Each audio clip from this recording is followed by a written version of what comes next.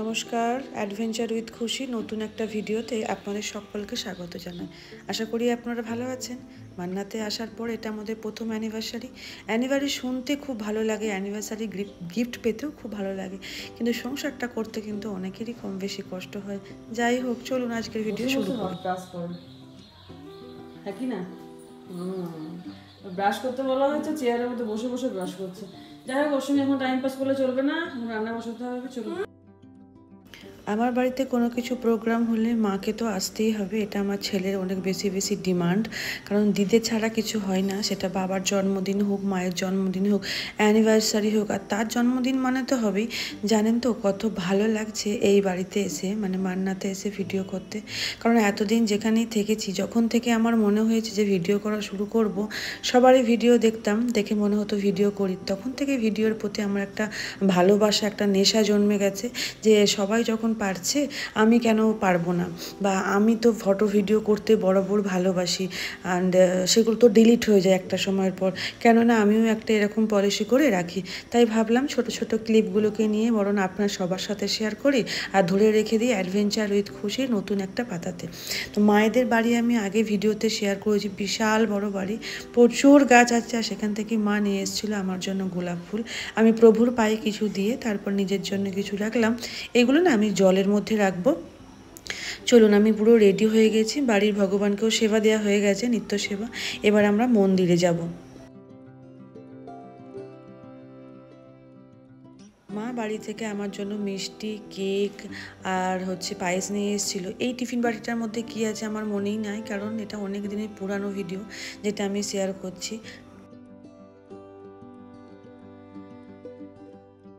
চলুন, বাবিও রেডি হয়ে গেছে, এবার আমরা বেরিয়ে পড়বো। আর দিশানের অবস্থা দেখবেন কেমন বসে বসে ল্যাদ খাচ্ছে, মানে মা যদি না দেখেছে, ছেলেকে আমার দেখার আছে।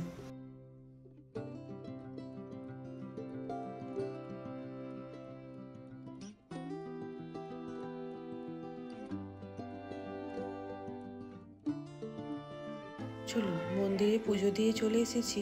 ওই যে আমাদের কালী মন্দিরটা আছে না, আমি আরও অনেক ভিডিওতে শেয়ার করেছি, সেইখানেই গিয়েছিলাম। আর তারপরে এসে আবার রান্নাবান্নার কাজে লেগে পড়েছি।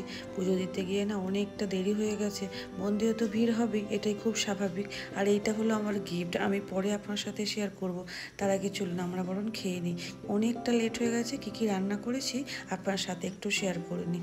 অনেকবারই ভাবি যে বাইরে থেকে খাবো, কিন্তু বাগুই বাইরের খাবার একদমই পছন্দ করে না। আমি মাঝে মাঝে তাও বলি যে একদম পছন্দ করো না, ঠিক আছে, কিন্তু সারা জীবন তো রান্না করতেও কারো ভালো লাগে না, তাই না বলুন? কিন্তু যে মানুষটা খেতে চায় তাকে আর কিভাবে কি না বলি, সবই বোঝার ব্যাপার।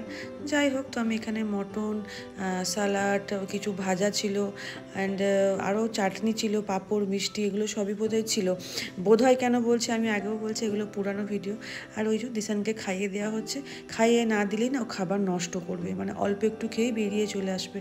তারপরে মানে ছেলে মানুষ, বেটা মানুষ, কোথায় যাবে?